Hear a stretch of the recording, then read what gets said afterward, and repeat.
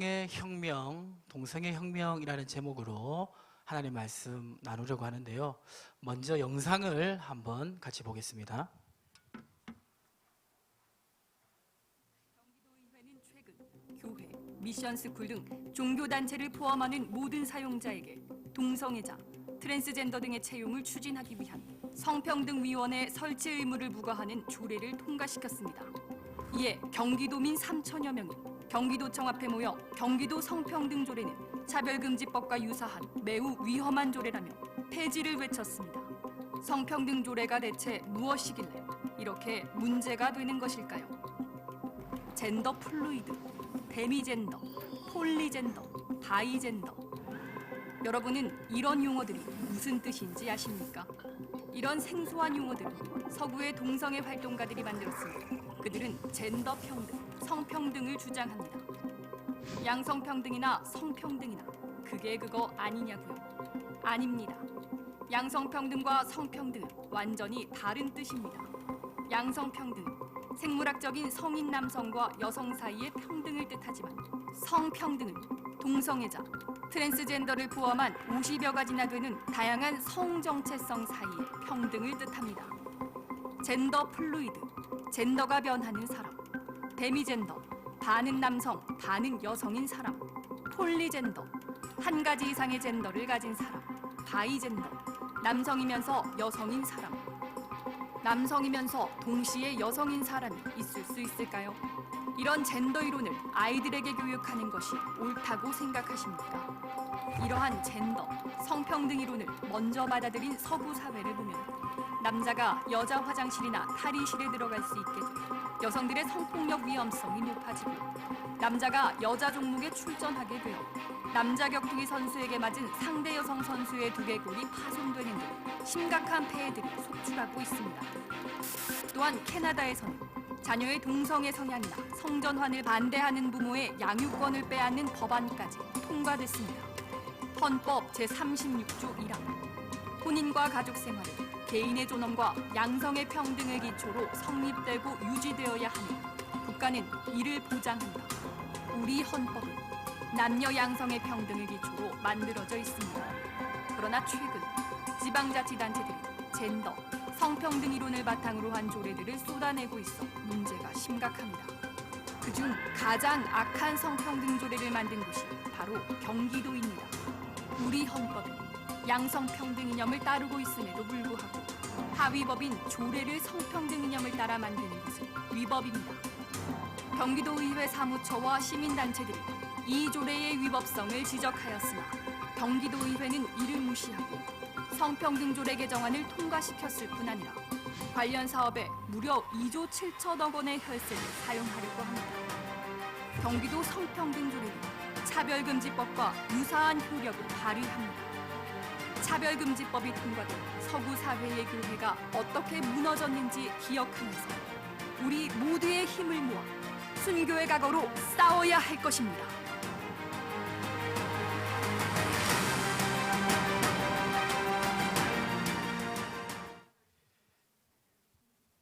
지금 이 시간에 경기도청 앞에서 이 조례를 개정하고 폐지시키기 위해서 지금 시위를 하고 있고요. 저희는 이 동성애 문제, 이 성평등의 문제가 무엇이 잘못됐는지 이 시간 같이 한번 생각해 보길 원합니다. 저 뉴스를 들으면 굉장히 충격적이면서도 또 뭔가 좀 낯선 그런 느낌을 가지실 겁니다. 우리 사회가 언제부터 저런 개념을 받아들였나 이렇게 생각할 수 있는데 어느 순간에 이 성평등이라는 이 가치와 개념이 사실 우리가 느끼는 것보다 우리 사회 전반적으로 스며들고 있고 확대되고 있고 재생산되고 있습니다. 이런 일들이 왜 일어나는가 여기에 대해서 이제 많은 분들이 단순히 인권의 문제가 아닌가라고 생각을 많이 합니다. 그런데 이 내용을 깊이 들어가 보면 상당히 좀 복잡하기도 하고 또 굉장히 엄중한 내용들이 있습니다. 그것을 제가 오늘 한번 나누고 싶은데요. 저는 부산의 가야제일교회라는 곳에서 어릴 때부터 신앙생활을 했는데요. 저희 교회 제가 중고등부 때 이상한 소문이 하나 있었습니다. 이상한 소문. 어떤 소문이냐면 중고등부 선생님 중에 손 선생님이란 분이 있는데 남자분이었는데 이분이 청소년 아이들, 중학교 아이들, 고등학교 아이들, 남자 아이들을 이렇게 한 번씩 데리고 가가지고 추행을 한다는 그런 소문이 돌았어요. 예. 그 어린 그 아이들이 듣기에는 굉장히 충격적인데 그때는 그거를 농담 반 진담 반 그렇게 얘기했었습니다. 설마 그럴까 그렇게 이제 생각하고 또 뭐 그래봐야 뭐 큰일 당했겠나 이렇게 생각을 했는데 제가 고3 때 어느 날 그 선생님이 저보고 같이 지하 기도실에 기도하러 가자고 하시더라고요. 지하 기도실에. 당시 저희 교회는 지하 기도실이 있었는데 불 끄면 깜깜하고 아무도 없습니다. 예. 저는 그냥 뭐 별일 있겠나. 그리고 이제 또 고등학교 3학년이니까 또 이 신체적 자신감이 얼마나 좋습니까? 저도 지금은 좀 몸이 약한데 그때는 굉장히 예, 제가 원래 이 신체 조건이 아주 좋았는데요. 어떻게 하다 보니까 지금 몸이 많이 약합니다. 고3 때는 아주 제가 이 신체적인 이 역량이 좀 뛰어났습니다. 그래서 갔는데 기도하자고 하더라고요. 그래서 기도 이렇게 하고 손을 모으고 기도를 하는 순간 그분이 저를 덮쳤습니다. 이렇게 기도하고 있는데 이렇게 저를 덮쳤어요. 이렇게 예, 덮치고 30초 만에 제가 제압을 했습니다.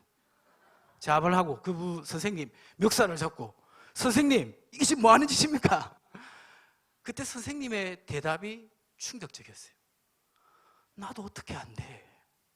나도 어쩔 수 없어. 그 순간 그 말을 들을 때 너무 이상하더라고요. 마음 이상하기도 하고 불쌍하기도 하고 그래서 그냥 이렇게 한번 안아드리고 그리고 이제 그 에피소드는 마무리가 됐는데 그보다 더 충격적인 사건이 하나 있었습니다. 제가 부산에서 서울로 올라오기 전에 모교를 떠나서 잠시 이렇게 훈련 받는다고 어느 교회에 간 적이 있어요.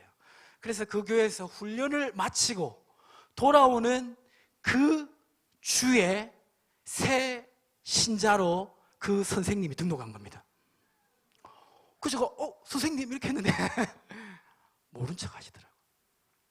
그래가지고 저도 전도사님들한테 다 얘기를 했어요. 저분 이상한 분이니까 조심해야 된다 이렇게 얘기를 하고 그 교회를 떠나왔는데요. 그러면서 제 마음속에 질문이 된 게 그것입니다. 그분은 교회 선생님이고 예수를 믿는데 왜 동성애에 빠져나올 수 없는 것일까? 그러면서 이제 그 필립 얀시라는 교수님이 지은 책에 보면 필립 얀시 교수님이 자기의 동성애자 친구에 대해서 쓴 글이 있는데 그 글을 보고 더 충격받았습니다. 그분은 신학교 교수님이에요. 그런데 동성애에서 못 벗어나고 있는 겁니다. 그러다 보니까 이제 이러한 생각들을 가지게 되면 많은 분들이 어떤 오해를 가지게 되냐면 동성애는 어쩔 수 없다라고 생각하게 됩니다. 제가 이번에 성경 아카데미 할 때 많은 분이 오시지 않았지만 전반기 성경 아카데미 때 이 성윤리에 대해서 같이 이렇게 공부하고 나눴던 적이 있는데 그때 젊은 집사님 몇 분이 오셨어요. 그래서 그 자녀들이 초등학생, 뭐 중학생, 고등학생 그렇습니다. 그래서 제가 물어보라고 했습니다. 그 자녀들 다 교회 다녀요. 우리 교회. 동성애에 대해서 어떻게 생각하는지 물어보라고 했어요. 어떤 답이 나왔을까요? 동성애는 죄다, 안 된다. 이런 것보다 그럴 수도 있지. 나에게 피해만 안 주면 또 어쩔 수 없는 거 아닌가? 그런 답을 하더라고요. 여기 오늘 우리 청소년, 우리 청년들 오셨는데 여러분들은 어떻게 생각하십니까? 자, 이 문제가 굉장히 중요한데요. 자, 그래서 먼저 오늘 같이 한번 살펴봐야 될 중요한 담론의 첫 번째는 이 동성애 논란의 핵심이 무엇인가? 라는 것입니다. 동성애 논란의 핵심이 무엇인가? 저기 기독교 윤리학이라는 책이 있는데 저 책은 총신대 이상원 교수님이 지은 책인데 저 안에 동성애에 대한 내용들이 있는데 혹시 필요하신 분들은 참고하시도록 하고요.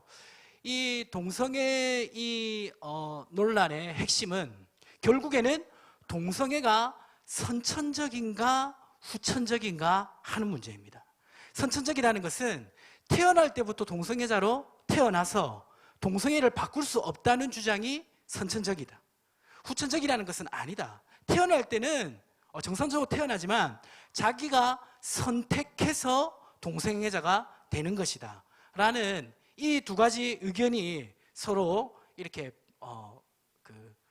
맞붙고 있는데요. 여기에 대해서 성경적 입장은 무엇인지, 바른 지식이 무엇인지 우리는 알 필요가 있습니다. 먼저 알 것은 이 동성애는 비성경적이라는 것입니다. 동성애는 하나님이 창조하신 인간의 본성과 맞지 않습니다. 마태복음 19장 4절 말씀을 한번 읽어보겠습니다. 시작.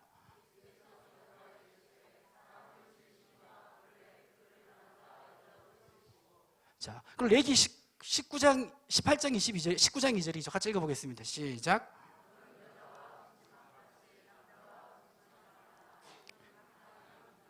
여기 보면 사람을 지으시니가 남자와 여자로 만드셨다. 그러니까 하나님은 남자와 여자로 창조하셨다고 말씀하고 있고, 그 창조 질서를 어기는 것은 죄임을 말씀하고 있습니다. 그러니까 성경적인 입장은 선천적 동성애를 인정하지 않는 것입니다. 자, 그런데 성경적 입장뿐만 아니라 우리가 또 알아야 될 것이 있는데, 저기 2번에 보면 성 정체성은 무엇에 의해서 결정됩니까? 생물학적 사실에 의해서 결정된다. 우리 그리스도인들은 성경에서 동성애가 선천적이지 않다라고 해서 그렇게 믿는다라고 말을 해도 세상 사람들은 거기에 대해서 동의하지 않을 수 있습니다. 그런데 이제 알아야 될 지식이 뭐냐면, 생물학적으로도 동성애가 선천적으로 존재한다는 근거가 없다는 것입니다. 여기 보면 우리가 남자와 여자가 태어날 때 그 염색체가, 남자는 X 뭐죠? 여자는 XX로 이렇게 되는데, 거기에 염색체 이상으로 XXY, XYX 이런 현상이 일어날 수가 있습니다. 근데 그렇게 이제 염색체 이상이 일어나면 키가 작고 뭐 불임이 되고 질병에 시달리는 어떤 병리적인 현상이 있지, 그 유전적인 것 때문에 성별이 바뀌진 않습니다. 예, 이거는 뭐 제가 주장하는 내용이 아니고요, 의학적인 사실입니다. 예. 그러면 생물학적으로 그렇게 남자 여자로 태어난 사람이 자신의 의지로 성을 바꿀 수 있느냐? 바꿀 수가 없습니다. 호르몬을 막 투입하고 막 노력을 해도 성이 바뀌지 않아요. 자, 그런데 성이 바뀌지 않는 성을 바꾸기 위해서 성전환 수술을 하잖아요. 근데 성전환 수술은 실제로는 성전환 수술이 아니라 성불구 수술이 됩니다. 왜냐하면 자녀를 낳을 수 없고, 그것이 성적 기능을 한다고 하지만 한 인간으로서의 바른 성 정체성을 가질 수 없기 때문에 결국에 이 성전환 수술은 성불구 수술이 되게 됩니다.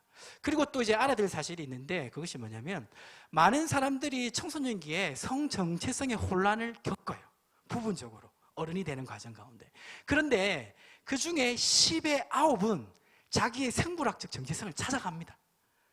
그 중에 10의 1 정도가 혼란을 겪으면서 이 동성애자가 될 그런 가능성이 있는데, 대부분은 스스로 극복을 한다는 것입니다. 자, 그런데 이제 이런 생물학적 사실을 부인하고 자신의 성 정체성을 생물학적이 아니라 스스로 결정하게 되면, 그것은 창조 질서가 위반되는 것인데, 창조 질서에 위반하게 되면 생물학적 질서, 사회적 질서, 정신적 질서에도 이것이 무너지는 것을 경험합니다. 그래서 이제 동성애자가 되면 일단은 건강적인 부분이 있어서 에이즈를 비롯한 많은 질병에 노출되게 되고요. 그리고 정신적으로도 굉장히 큰 어려움을 겪게 되는데, 이 재밌는 연구 결과가 있습니다. 뭐냐면, 동성애자들이 경험하는 가장 큰 스트레스가 외부적 시선이라기보다는, 우리가 생각할 때는 막 차별하고 막 이렇게 막 무시하고 막 이렇게 막 싫어하는 외부적 시선이 동성애자들의 가장 큰 스트레스라 생각하지만, 실제로 연구 결과에 의하면 자신들의 삶, 자신들의 불안한 관계, 스스로의 모순, 이것이 더 큰 삶의 스트레스인 것이 통계로 나와 있습니다.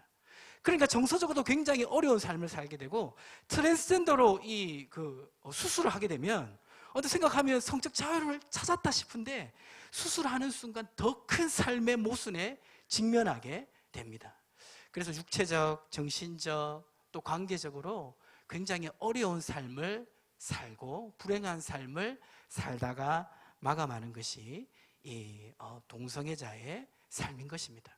이것을 먼저 알아야 되고요. 그 다음에 이제 우리가 좀 더 심도 깊게 살펴보면, 자, 그러면 이 동성애가 선천적이지 않다라는 이 생물학적 증거에 대해서 몇 가지를 살펴봐야 되는데, 자, 1번 보면 1번에 조작된 통계라고 되어 있는데, 우리 그 성도님들 그 킨제이 보고서라고 혹시 들어보셨습니까?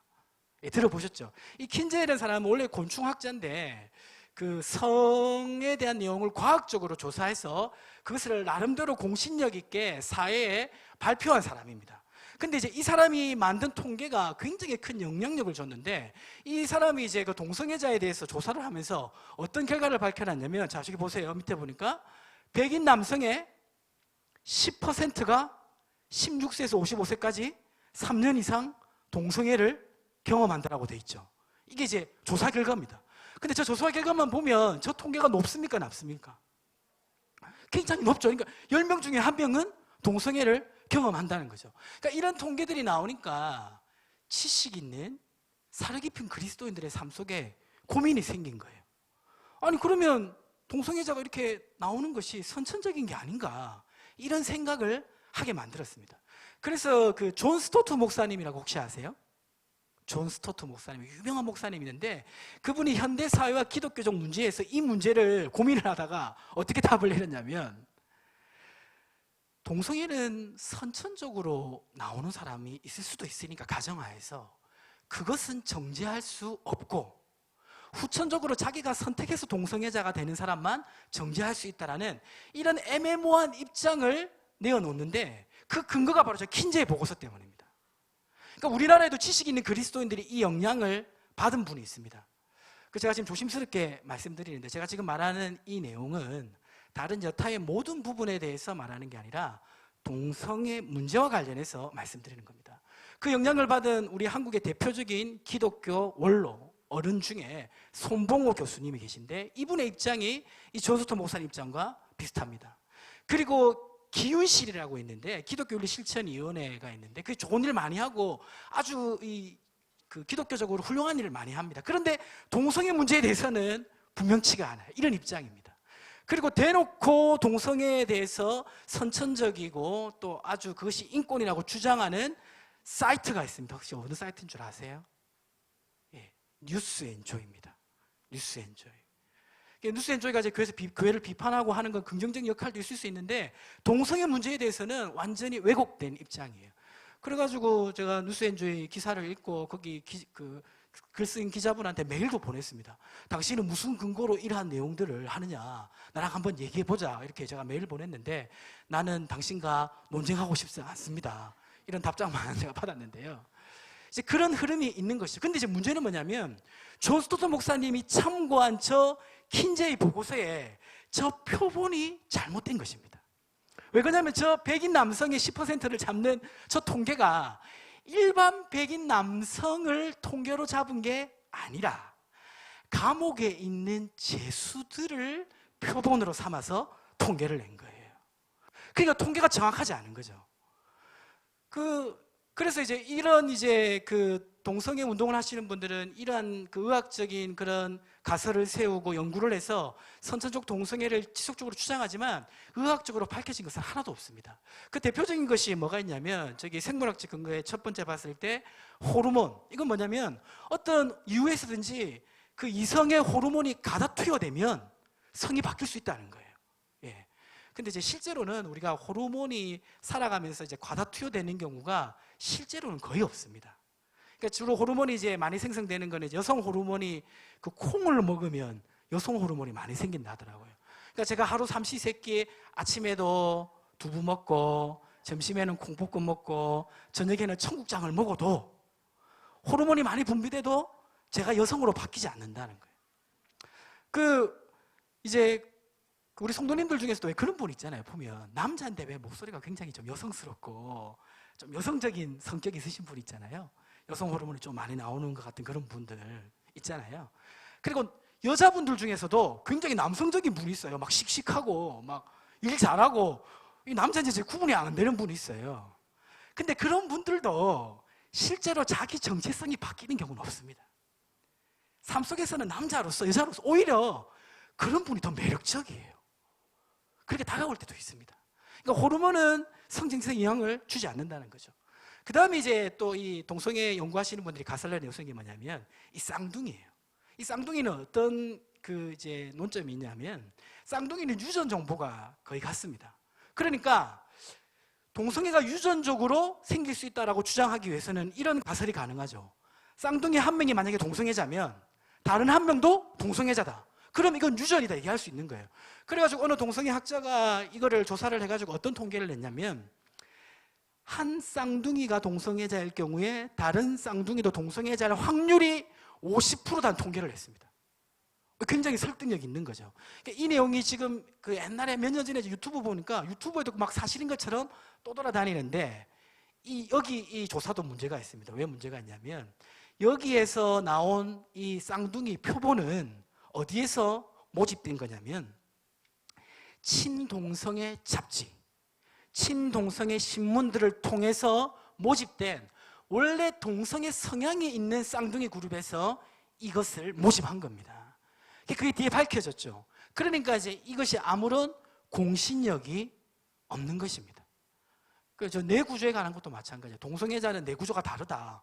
그래가지고 막 해부해보고 막 서로 비교해보고 했는데 그것도 근거 없는 것으로 나타났습니다.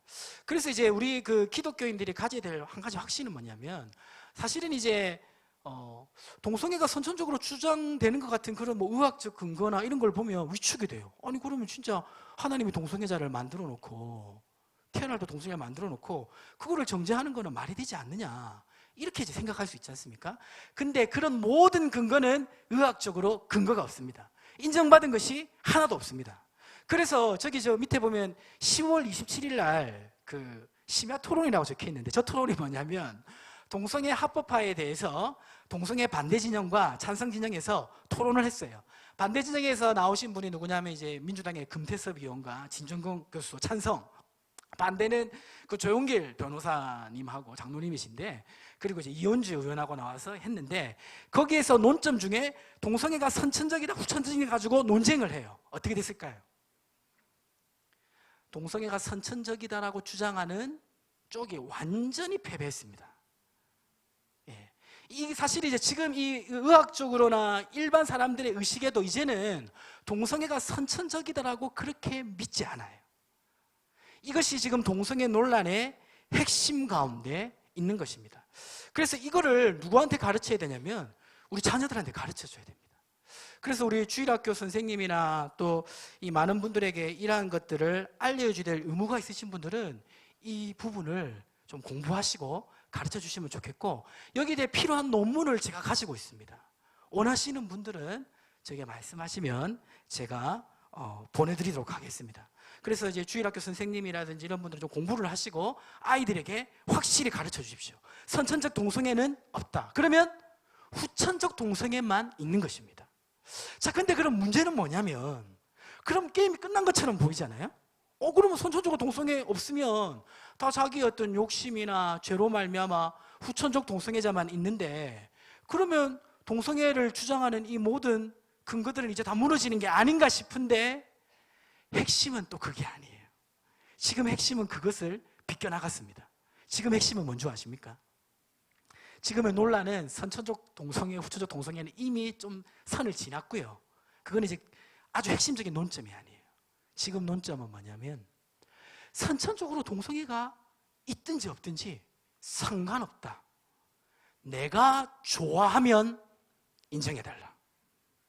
이거를 어려운 말로 뭐라고 말하냐면 성적 자기 결정권이라고 합니다. 뭐라고요? 성적 자기 결정. 그리고 거기에 아주 무시무시한 단어가 붙습니다. 뭐냐? 그게 나의 인권이다. 내가 결정한 거 그건 나의 권리이다. 이것을 인정해달라. 그래서 이제 그 국가인권위원회에서 보이지 않게 이러한 성평등, 아까 성평등 나왔는데 성평등 또 성혁명, 성해방이라고 하는데 동성애 이슈와 관련된 이런 여러 가지 것들을 인권이라는 이름으로 보급시키고 있습니다. 지금 저 경기도 조례가 갑자기 저렇게 된 게 아니라 저거는 많은 과정을 거쳐서 된 거예요. 그리고 지금 우리 학생 인권 조례를 보면 각 학교의 학생 인권 조례 이 성적 평등, 양성 평등이 아니라 성해방, 동성애가 인정되는 그 내용들이 슬그머니 들어와 있고, 그리고 그 헌법개정위원회가 헌법 개정을 준비하고 있는 내용 중에 헌법 개정안 15조에 성적 지향을 차별 사유의 금지로 그렇게 명시해 놓고 있고요. 그리고 헌법 36조 1항에서 그 결혼에 관한 그 정의를 양성이 아니라 그 양성을 없애므로 동성 결혼이 가능하도록 헌법적인 개정 준비를 해놓고 있습니다. 근데 이제 문제는 뭐냐면 옛날에는 이제 국민들 대부분이 사실은 반대하면 법으로 안 밀어붙였거든요. 근데 지금 안 그래요. 서울의 그 퀴어 축제 보시면 좋아하시는 분 없어요. 교회를 다니거나 안 다니거나 다 싫어합니다. 근데 왜 계속 할까요? 왜 계속 허용해 줄까요? 그거는 이 문제가 단순한 게 아니에요. 그러니까 인권이라는 말이 들어가 있지만 사실은 더 복잡한 내용이 그 속에 함유되어 있습니다. 트랜스젠더 이제 퀴어 축제 같은 경우는 그 자극적인 내용을 계속 하는 것은 자극적인 내용을 계속 보다 보면 거기에 묻어져요. 그런 이제 이유가 있고요. 그리고 이제 지금부터 이제 좀 이야기를 해보려고 하는데, 그러면 왜 국민들이 대부분 반대함에도 불구하고 이 성혁명, 동성애를 비롯한 이 성개방을 이렇게 추진하고 있는 것일까? 최근에 이제 헌법 중에 뭐가 개정이 되었습니까? 낙태가 개정되었죠. 이 낙태가 개정될 때도 국가인권위원회가 중요한 역할을 했어요. 그것도 이제 심야 토론회 낙태와 관한 토론 보면 그 낙태 개정에 대한 찬성 패널이 다 국가인권위에서 온 사람들입니다. 그거 한번 또 보시면 좋을 것 같은데요. 두 번째 이제 우리가 생각할 것은 뭐냐면, 중요한데요. 이거는 이제 우리가 평소에 잘 모르는 부분일 수도 있고 생소한 부분일 수도 있는데 이 부분도 아주 중요한 것입니다. 이 동성애 운동의 뿌리가 어딘가? 이걸 잘 생각해 봐야 되는데요. 그 가브리엘 쿱이라는 세계적인 사회학자 또 정치학자 있는데, 이 사람이 글로벌 성혁명이라는 책에서 이 동성애 운동의 뿌리에 대해서 조사한 내용이 있는데요. 이렇게 관심 있으신 분들은 한번 꼭 읽어보시길 바랍니다. 자, 이 동성애 운동이 그냥 인권의 문제로 우리에게 다가온 것일까? 이렇게 생각할 수도 있지만 여기엔 뿌리가 있습니다. 물론 이 뿌리가 이 사상에만 있는 것은 아니에요. 다른 또 몇 가지 흐름이 있습니다. 근데 여기 오늘은 제가 이 부분만 좀 말씀드리면, 이 사회주의 운동의 21세기 전략과 성해방 운동이 연결되는 게 있습니다. 아니 이건 무슨 소린가 이렇게 싶은데, 이거 뭐 음모론이 아닌가 이렇게 싶은데, 이거는 학문적인 연구의 결론 중에 하나입니다. 1960년대 그 서구에 학생 저항 운동을 하는 지식인층이 있었는데요. 이 사람들은 사실은 이제 이 사회주의 이상 국가를 꿈꾸던 사람들이었습니다. 이들을 지도했던 이제 교수들이 그 프랑크푸르트 학파라고 이 하나의 학파를 이루고 있는 지식인들이 있었는데, 이들이 꿈꿨던 것은 이 칼 마르크스와 이 엥겔스라고 이렇게 대변되어지는 사회주의 운동, 그러니까 계급 타파, 그리고 가정을 무너뜨리고 이 공산 사회를 이루고자 하는 그런 비전들이 있었는데요. 자, 그런데 이제 실제로 역사적으로 공산주의가 어떻게 됩니까? 사라지게 되고 그 모순점이 드러나게 되면서 이 사람들이 어떤 생각을 하냐면, 사회주의 운동이, 외부적인 사회주의 운동은 실패했다고 생각합니다. 그러면서 스스로 반성하면서 어떤 흐름으로 가게 되냐면, 외부적 변화뿐만 아니라 내부적으로 혁명을 일으킬 수 있는 내면적 변화, 그것을 추구하게 된 것이죠. 근데 그 추구하면서 이제 만난 사상이 있는데, 그게 3번에 보면 뭡니까? 지그문트 프로이트와 CJ 융이라는 이제 이 정신분석 학자들의 사상이 연결되는데, 이 그 프로이드 사상은 뭡니까? 프로이드 사상은 전통적이고 기독교적인 종교, 도덕, 부모의 권위가 개인의 성적인 것을 억압한다. 그래서 이 개인의 성적인 것을 자유케 해야 진정 인간이 행복해질 수 있다라는 그런 이제 사상을 주장을 했습니다. 자, 근데 이제 이거를 이 학생 저항 운동과 교묘하게 이상하게 연결이 되는데요. 연결이 되면서 이제 어떤 흐름으로 가게 되냐면 저기 4번에 보면 빌헬름 라이라는 이 학자가 있는데 이 학자는 이제 성과학자입니다. 성과학자인데 이 프로이드와 이 주장하는 내용이 비슷한데 뭐냐면 사람이 행복해지려면 지속적인 성적 경험이 있어야 된다는 것을 주장했습니다. 꼭 뭐 틀린 말은 아니죠. 근데 문제는 뭐냐면 그 성적 대상이 결혼 안에서 성적 대상이 아니라 결혼 밖이든지 뭐든지 상관없다는 거예요.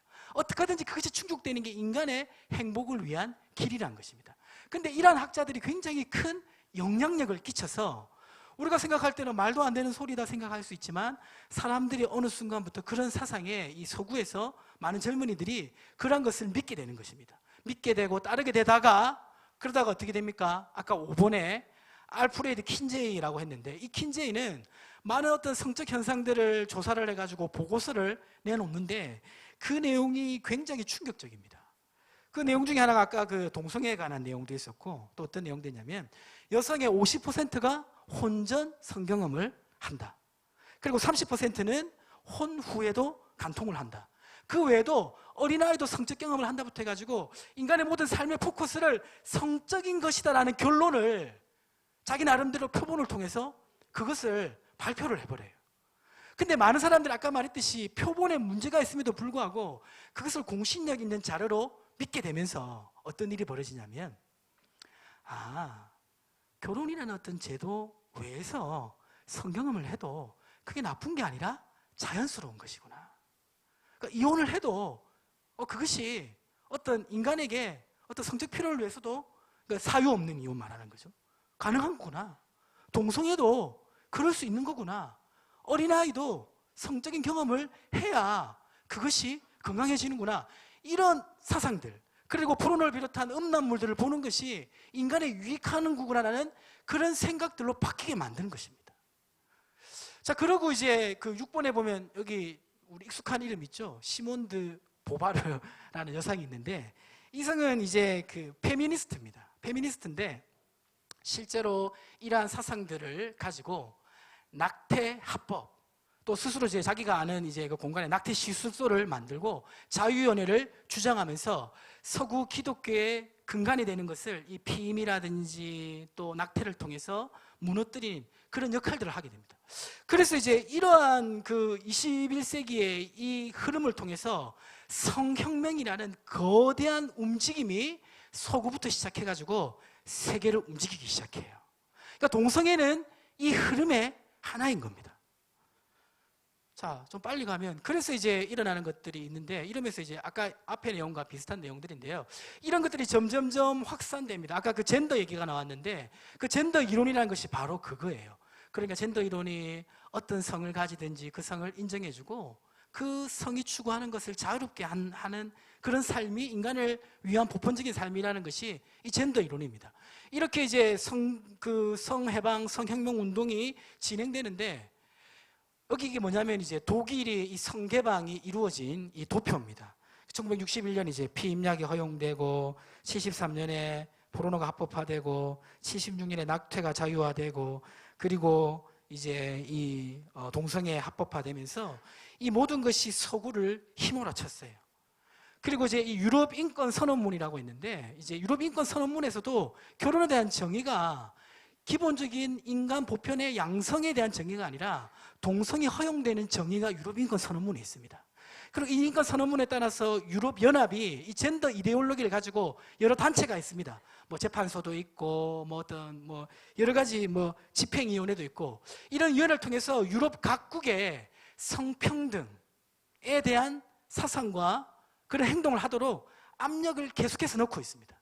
그리고 2007년에 이제 이 조카르타 원칙이라는 원칙을 통해서 어떻게 이 성혁명을 세계적으로 확산시킬까 그러한 것들을 계획하고 준비하고 움직였습니다. 그러니까 오늘 대한민국에 일어난 이 결과는 어느 날 갑자기 떨어진 게 아니라 역사적으로 이 성혁명이라는 거대한 움직임의 결과라는 것을 우리는 알 필요가 있습니다. 근데 심각한 건 뭐냐면 교육의 영역에 이게 벌써 들어왔다는 것입니다. 제가 이제 이거 그 공부하면서 독일의 그 한 8세 이하 아이들이 보는 그 성교육 자료를 본 적이 있거든요. 보고 깜짝 넘어질 뻔했습니다. 오늘 제가 보기에도, 제가 올해 42살인데요. 제가 보기에도 눈 가리고 못 볼 만한 너무 민망한 내용, 그걸 너무 적나라하게 아이들에게 가르쳐요. 그래서 이제 여기 보시면 이 어떻게 진행되냐면 그 성해방이라는 이 개념을 국가가 가정에서 아이들을 교육하는 권리를 가져와서 자기들이 의무적으로 가르칩니다. 그렇게 해서 이제 유럽에 있는 아이들을 보면 그게 아주 개방적이게 생각하는데 그 단순히 개방적인 게 아니라 이 성혁명이라는 사상하에서 이것이 이루어집니다. 그래서 어릴 때부터 이제 성을 어떻게 누릴 것인가, 즐길 것인가, 아주 어릴 때부터 초등학생에 대해서는 어떻게 피임을 할 것인가, 어떻게 그 어떤 피임 기구를 사용하는 것인가, 그리고 또 낙태에 대한 어떤 부정적인 관념이 없도록 그렇게 만들고, 서로에게 피해만 주지 않는다면 성적으로 누려도 아무 상관이 없게끔 인권이라는 이름으로 이거를 만들어버리고 부모가 그거를 제지하지 못하도록 이렇게 진행시켰고요. 우리 지금 초등학생이나 이제 우리 중고등학생 그 부모를 두신 분은 알겠지만 학교에서 성교육하는 것을 자세히 보십시오. 대한민국에도 이러한 것이 우리가 동의하지도 않았는데 어느 순간에 저변적으로 들어와 있습니다. 근데 이런 그 잘못된 성교육을 받고 자란 아이들은 어디에 타격을 입냐면 정상적인 가정생활을 하는데 치명적인 타격을 입습니다. 그럼 아까 그 이제 모든 사상의 흐름에서 왜 이 성혁명이라는 것을 도구로 사용하냐면 성혁명이 일어나면 제일 타격을 받는 공동체가 어딜까요? 하나는 가정입니다. 근데 가정이 무너지면 어떻게 되는 줄 아세요? 가정이 무너지면 교회도 무너집니다. 그리고 또 교회를 향하고 있습니다. 실제로 이 성혁명이 완전히 일어난 유럽 같은 경우는 기독교가 완전히 몰락했어요. 이제 유럽은 더 이상 기독교 국가가 아니라 복음을 전해줘야 되는 선교지인데 어떤 분들은 유럽의 기독교가 다시 회복하지 못할 거라고 보고 있습니다. 그리고 이제 이게 미국으로 갔죠. 미국 가서 2013년에 미국 대연방법원에서 오바마 정부 때 어떻게 했습니까? 동성애 합법화했죠. 합법해가지고 미국도 완전히 휘몰아쳤다가 트럼프 대통령이 되고 나서 뭐 개인적으로는 뭐 그분이 훌륭한 그리스도는 아닌지 모르겠지만 동성애 문제나 그 기독교 가치관에 대해서는 이 부분에 대해서는 이제 바로 잡은 부분들이 있는 것은 사실입니다. 그리고 나서 다시 이제 이게 회복되는 그런 상황인데요. 오늘날 우리 삶의 턱 밑에까지 이것이 와 있다는 것을 우리는 알아야 됩니다. 그러면 이러한 과정을 통해서 자라나는 아이들은 바른 하나님에 대한 지식과 또 하나님이 주시는 복된 축복된 가정생활을 하기가 어렵게 되는 거죠. 그래서 사실은 이제 굉장히 이 저변적인 이 위험이 우리 턱 밑에까지 있는 것이 오늘 우리의 현실인 것입니다. 자, 그 다음에 이제 우리가 마지막으로 그러면 생각해 볼 것은 무엇일까요? 자, 그러면 어떻게 해야 되는가? 이것이 결론인데요. 참고할 수 있는 책을 하나 추천해 드리면 성공할 수 없는 동성애 혁명이라고 마이클 브라운 목사님, 미국에서 얘기 들어보시면 참 아마 놀라실 겁니다. 미국이 동성애 합법화되고 나서 일어난 모든 상황들을 정리해 놓으면서 어떻게 그것을 극복할 것인가, 이겨낼 것인가, 거기에 대해서 써놓은 책인데요. 이 책의 내용들을 보시면 도움이 될 것 같아요. 그럼 어떻게 해야 되는가? 결론으로 제가 오늘 짧게 말씀드리면 첫 번째는 뭡니까? 결코 타협하지 말라. 이거는 양보할 대상이 아닙니다. 그러니까 서구에서는 이거를 허용을 계속 하다 보니까 지금 어떠냐면 덴마크 같은 경우는 덴마크 국교회가 이제 루터교거든요. 루터교에 속해 있는 목사님은 동성 결혼을 추례해야 돼요. 예. 그리고 영국 같은 경우는 이제 동성애에 대해서 반대하는 부부가 아이를 입양하려고 할 때 입양을 못했습니다. 왜? 당신은 편협한 사고를 가지고 있으니까 아이를 정상적으로 기를 수 있는 자격이 없다고 해가지고 기르지 못하게 했고요. 미국 같은 경우는 어떤 일이 있었냐면 그 케이크 재단사, 그러니까 케이크를 예쁘게 만들어주는 어떤 한 사람에게 어느 날 손님이 왔어요. 손님이 왔는데 보통은 남자 여자 손님이 오는데 남자 손님이 왔어요. 와서 케이크 재단사님, 우리가 결혼하려고 하는데 케이크를 만들어 주실 때 위에, 케이크 위에 보통은 남자 인형 여자 인형 이렇게 만들어 주는데 남자 인형을 만들어 달라고 했어요. 근데 이 케이크 재단사가 기독교인이고 동성애에 대해서 분명한 입장이 있다. 나는 그거 못하겠다 거절했는데 이걸 고소했어요. 고소하니까 법원에서 1억 4천만 원인가 5천만 원의 벌금을 때렸습니다. 그런 일이 실제로 미국에서 벌어지고 있는 겁니다. 그러니까 이거는 타협의 대상이 아닌 거예요. 그러니까 지금 이제 이 성평등이란 말 딱 나왔을 때 왜 저렇게 민감하냐?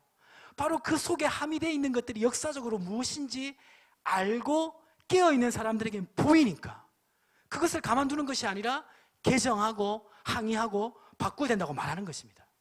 아마 우리 성도님들 중에서도 카카오톡으로 그 청원 이런 거 받으신 분들이 있을 거예요. 그러니까 우리가 이거를 타협하면 되는 것이 아니라 여기에 대해서는 반대해야 됩니다. 정치적으로 뭐 어느 정치적인 신념을 가지는 것은 성도님들의 자유겠지만 적어도 동성애 문제에 대해서는 아닌 건 아니라고 소리를 낼 수 있어야 되는 것이죠. 그냥 두면 어떻게 될까요?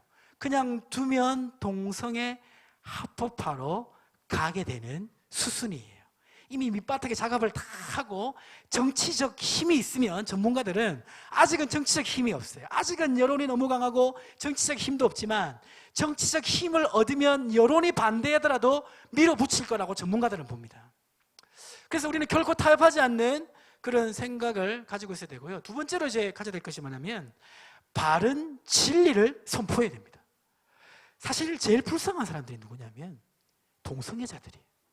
동성애 운동을 가볍게 하는 사람들은 동성애자를 위해서 운동합니다. 근데 전략적으로 동성애 운동을 깊이 하는 사람들은 동성애자들을 철저히 이용해요. 동성애자들의 삶이 얼마나 불행한지 아십니까?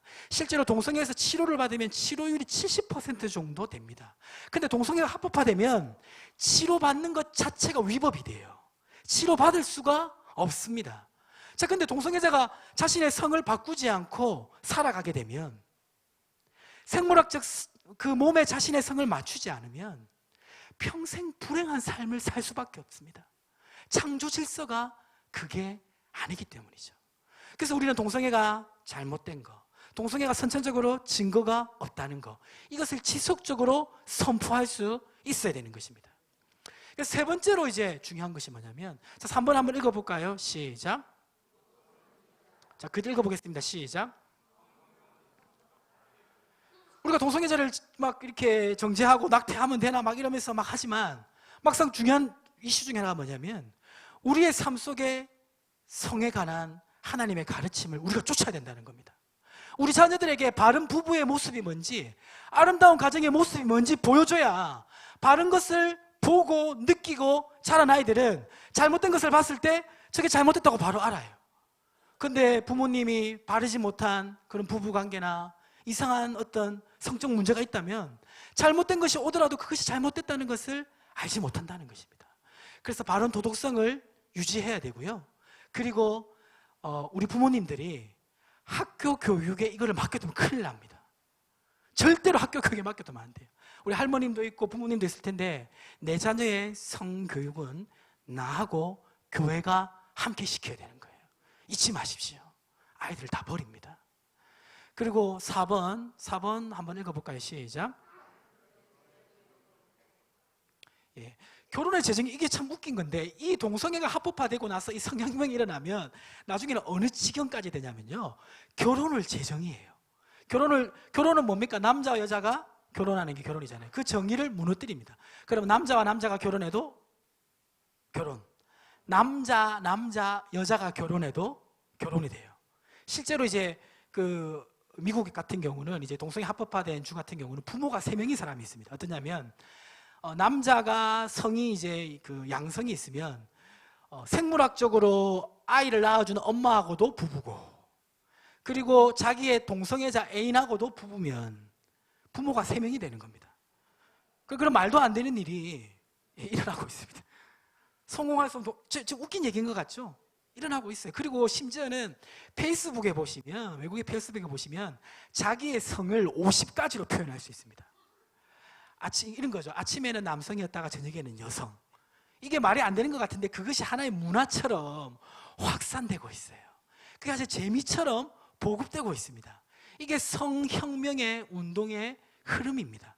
우리는 아직까지 보수 가치관이 있어서 먼 이야기처럼 느껴지지만 그게 턱 밑에까지 와 있다는 것을 우리는 알아야 됩니다. 마지막으로 5번 같이 한번 읽어보겠습니다. 시작. 예, 이제 우리가 이제 지금 오늘 3시에 경기도청 앞에서 이렇게 외치고 투쟁하고 하는데요.